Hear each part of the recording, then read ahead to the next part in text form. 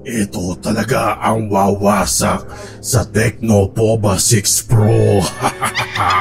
Dahil sa halagang 11,000 o kapag may sale, baka 9,000 lang to.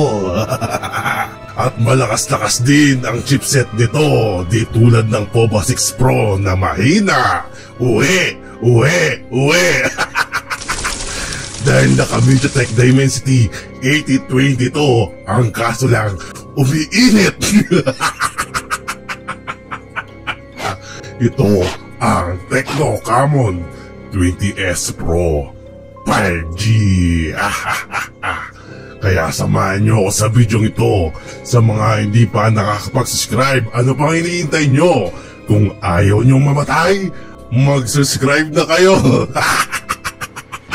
Okay guys, biro lang po yun. Pag-usapan natin ngayon yung Tecno Camon 20S Pro 5G na naka MediaTek Dimensity 8020. Alam naman natin na mas malakas yung chipset nito kumpara dun sa Tecno Pova 6 Pro na naka MediaTek Dimensity 6080 lang. Ang katumbas ng MediaTek Dimensity 6080 para hindi kayo maguluhan, G99 lang po yan. Actually, mas optimized pa nga yung G99 compare sa 6080 na to. At meron na akong full review dito sa Tecno Pova 6 Pro, check nyo na lang yan. At medyo maganda naman yung design, pero sa performance, bagsak talaga. At bumawi naman sila sa camera, wag lang sa video. Ngayon, ang presyo kasi nito is nasa 11,500 kapag may sales nasa 10,000 lang din. So halos magkapareho lang sila kapag may sale. Ang Tecno Pova 6 Pro nasa 11,999 kapag hindi siya nakasale. Kapag nakasale naman, nasa 10,000 lang din. Same lang din dito sa Tecno Camon 20S Pro 5G. Actually 11,500 lang to kapag di nakasale. Kapag nakasale, nasa 10,000 lang din. Kapag may voucher ka pa, pwede pang mabawasan yung 10,000 mo. So para sa akin, mas sulit talaga yung Tecno Camon 20S Pro 5G. Ngayon, pag-usapan natin kung ano makukuha yung performance sa Tecno Camon 20S Pro 5G, kung maganda rin yung camera. At i-check din natin yung frames per seconds nito at temperature para kung sakaling makabili kayo, alam nyo yung performance ng phone na to. Yung box mo natin, sa box kapareho lang din siya ng Tecno Camon 20 Pro 5G. Actually, hindi talaga nagkakala yung performance ng Tecno Camon 20S Pro 5G at saka dun sa 20 Pro 5G. Parang talagang dikit lang talaga.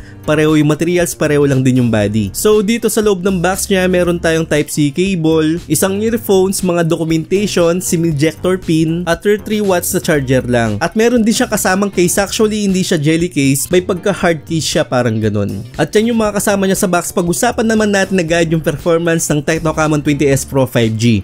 So nakakuha tayo ng Antutu score dito ng 700,000 points at malakas-lakas na yan, pang mid-range talaga. Kumpara natin sa Pova 6 Pro na nakakuha lang tayo dun ng 400,000 points. Dito mas malakas, 700,000 at magandang-gandang score yan para sa phone na to. So dito sa Mobile Legends, ang frame rate na nakuha natin is super, tapos naka-ultra na yung graphics dito. Dito sa Mobile Legends, umpisa nakakuha ko ng 90 FPS, pero nung 2 minutes pa lang, bumagsak agad siya ng 80 na lang. Then hanggang sa katagalan, medyo napapansin ko na umiinit siya, bumabagsak na lang siya to 70 FPS. So yan lang yung nakukuha natin hanggang sa matapos yung laro, which is para sa akin wala siyang major frame drop sa paglalaro ng Mobile Legends. Hanggang sa 15 minutes smart, 70 yung nakukuha natin. Kahit clash, okay na okay siya. O kahit na maraming kalaban o maraming naglalaro sa background natin, yan pa rin yung nakukuha nating frames per second, 70 to 75 FPS, which is para sa akin goods talaga. So pagkatapos ng laro, ang nakuha natin temperature dito medyo mataas, nasa 45 degrees Celsius, which is para sa akin okay lang din kasi hindi naman bumabagsak yung performance at wala talaga siyang major frame drops. Okay pa rin yung 60 to 90 FPS pagdating sa Mobile Legends at playable naman talaga siya. Kung gagamitan natin ng phone cooler to, palag na palag pa. So nakakuha tayo ng 45 degrees Celsius, which is okay pa rin yan kasi yan talaga yung makukuha natin na mainit talaga ang 8020. Kahit nga dun sa Dimensity 8050, mas mainit pa nga yun sa Mobile Legends. Parang pumalo siya ng mga 47. So goods pa rin yung 45 degrees Celsius sa Mobile Legends. Dito naman sa Genshin Impact, sa mga nakakilala sa akin, nasa high settings talaga ako dito kahit anong phone. At para malaman natin kung kinakaya talaga kasi 700 ang Antutu score nito. So dito sa paglalaro ko, nakakuha ko ng mga 50 nung una. Actually unang-una pa lang, kahit sa paglalakad bumagsak na siya ng 30 to 40 FPS. So 30 minutes ako naglalaro dito, hindi siya stable lagi sa 40. Minsan nahihirapan siya, nasa 30 lang. At kahit na naglalakad tayo dyan, pumapalo pa rin siya ng 30 to 40 FPS, which is okay lang din para sa akin kasi malalaro mo naman talaga siya.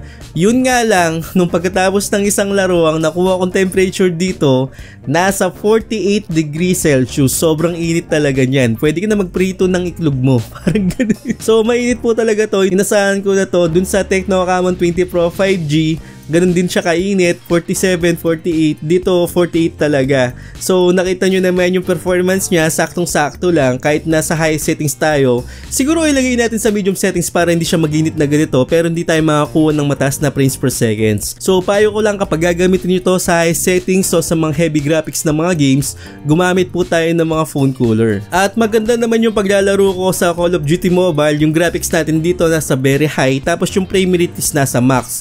So hindi pa tayo nakakuha ng mataas na mga settings dito sa Call of Duty pero sa paglalaro ko dito stable siya hanggang sa matapos yung laro. 60 frames per second yung nakukuha natin dito at napansin ko na stable naman siya sa 60 fps, wala siyang major frame drops. Sa Mir 4 naman sinubukan natin sa high settings, yun lang hindi niya talaga kinaya. Talagang sobrang frame drops yung makukuha natin sa high settings, talagang hindi niya kakayanin kaya nilagay ko sa lowest settings tapos yung frame rate nito is nasa 60. Yon, kinakaya niya 40 to 44 fps. Kapag naglalakad may mga frame drops na pa konti-konti pero bumabalik naman siya sa 44. So playable po siya sa Mir 4 sa lowest settings. Dito naman actually nagustuhan ko yung paglalaro ko dito sa Wild Rift.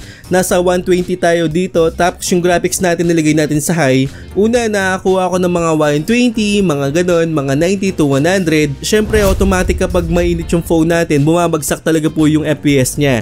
So sa kaligitnaan ng laro nakakuha ko ng mga 60, 70 to 80 to 100. Paikot-ikot po siya dyan. Actually hindi siya stable. Minsan pa nga pumapalo to ng mga 50 to 60 fps. So gulong-gulo po yung fps nito kasi hindi siya nag-stay sa isang frame at bumabalik siya minsan sa 100, mga 18, mga 70, mga ganon. Pagkatapos ng isang game dito, siguro kung di ako nagkakamali 22 minutes yun, nakakuha po tayo ng 45 degrees Celsius. So mainit pa rin siya. Dito naman sa Farlight 84, nilagay ko lang sa smooth para hindi siya masyadong maginit. Alam ko naman na maginit talaga tong phone na to kapag nilagay natin yung graphics sa extreme. At yung frame rate nilagay ko sa high settings, talagang extreme din. So i-check natin ngayon kung anong nakuha ko dito sa Farlight 84 kapag yung graphics is nasa smooth tapos yung frame rate is nasa extreme na. So ngayon dito sa paglalaro ko umpisa nakakuha ko ng mga 120 pero bumabagsak pa rin siya ng mga 100, mga ganon, 90 to 70. Actually paikot-ikot lang siya pero wala siyang major frame drops kasi yung graphics natin is nasa smooth lang din. So para sa akin playable naman to at nag-i-enjoy naman ako sa paglalaro ng Farlight 84 dito. Yun nga lang pagkatapos ng isang laro kahit yung graphics natin is nasa smooth, ang nakuha kong temperature dito is nasa 47 degrees Celsius. So siguro ilagay natin sa default para hindi siya maginit ng ganito. Sa PUBG Mobile naman nasa smooth din tayo tapos yung frame rate nito is nasa extreme. Actually mas mataas yung mga settings natin na nakukuha dito compared dun sa POBA 6 Pro.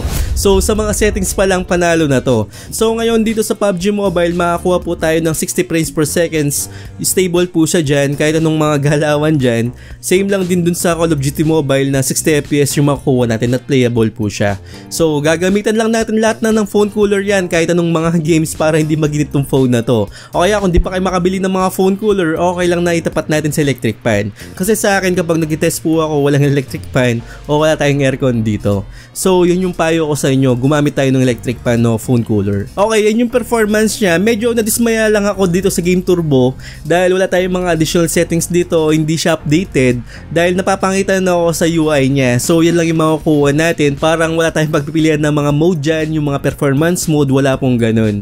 Pero may mga additional settings dito at meron po siyang bypass charging. Ibig sabihin na hindi siya dadaan sa battery at mas maganda yan kapag gamer tayo na meron tayong bypass charging sa mga gatong phone. Yun nga lang, nung tinest ko to, medyo nag-iinit po siya lalo. So hindi pa siya masyadong optimized o hindi ko alam kung magagamot pa to o hindi. Pero ang pinaka nagustuhan ko dito, syempre yung display, naka-AMOLED display na siya, black is black talaga. At sobrang liit lang po ng mga bezel nito pero maganda po siyang tignan talaga. Yun yung mga nagugustuhan ko sa mga phone na ganito, talagang yung mga bezel maliit na. Unlike dati no, pakapalan talaga ng chin, di ba? Dito talagang maliit lang, symmetrical dun sa gilid tsaka dun sa baba. So okay na okay po yung display nito dahil meron din tayong 120Hz na refresh rate at may pagpipilian po tayo ng 60, 90 tsaka 120. So ako kasi kapag naglalaro ako, nilagay natin sa 120 para makuha natin yung tamang frame sa paglalaro natin natin dito sa Tecno Camon 20S Pro 5G. Then may mga video assistant po tayo dito, yan lang yung makukuha nating settings. Wala tayong additional settings dito na play video while screen off. Habang nakikinig sana tayo sa YouTube, nakapatay yung screen natin. Dahil nagreklamo po yung Google na alisin yung features na yun kahit hindi sila kikita. Actually paid po yun sa Google o sa YouTube para mas kumita sila. Pero sa mga phone dati na ganito, yung mga Infinix meron po siyang ganyan, lalong-lalo na yung Xiaomi. So inalis po ng Google yon. Pagdating sa Netflix, panalo po tayo dito dahil naka Full HD na, ibig sabihin naka wideband L1 certification na to. At hindi siya standard definition lang. So goods na goods po yun. At meron din tong parang dynamic island, ang tawag nila dynamic port. Kapag nag-charge tayo, face unlock, charging animation, low battery, at kung ano-ano pa, meron tayong ganitong features dito sa phone na to. Which is para sa akin okay na okay siya, na alam naman natin na ginaya yung features nito dun sa iPhone na dynamic island nga. Pero dito at least meron na tayo, iniba lang nila yung pangalan na dynamic port nga. Pagdating naman sa camera, nagugustuhan ko yung camera nito at detalye naman yung makukuha mo. Pero kapansin-pansin na boosted talaga yung mga kulay na makukuha mo dito. Hindi ka na magko-color grading o kung ano pa, actually ipopost mo na lang. Pero para sa akin okay na okay nito at meron din po siyang portrait mode. So sa portrait mode nagugustuhan ko din, detalye din yung makukuha mo dito at maganda rin yung pagka bokeh effect nito. Yun nga lang hindi siya sobrang bokeh talaga na nakuha natin dun sa iQOO Neo 9, pero dito saktong-sakto lang. Hindi siya masyadong blurred talaga. As in makukuha mo pa rin yung mga details na gusto mo. Yun nga lang sa mga ibang photos nga talaga, kapansin-pansin po talaga yung pagka boosted niya o sobrang kulay o saturated na makukuha mo mga photos dito sa phone na to. For example, ito po yung natural na kulay na nakuha ko sa DSLR.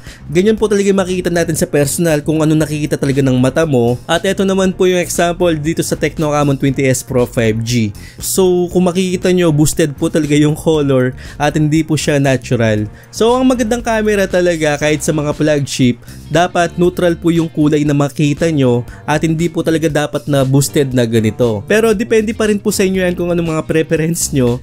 Pero at least alam nyo kung ano yung neutral sa boosted na kulay na gaya nito. But in the most cases, hindi mo naman siya mapapansin kapag nakakuha naman tayo ng mga litrato dahil nagaganda naman ako sa mga details na nakukuha ko dito sa Tecno Camon 20S Pro 5G.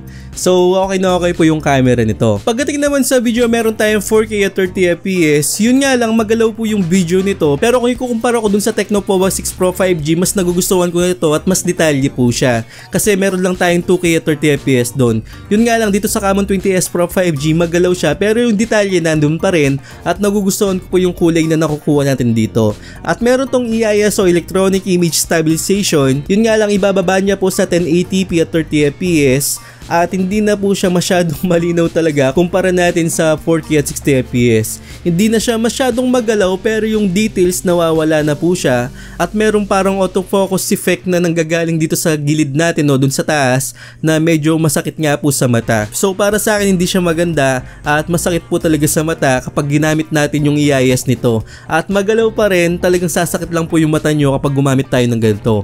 Kung gagamitin po natin yung video ng 4K at 30fps, gumamit tayo ng gimbal o steady video, okay na okay siya kasi yung details nandun na.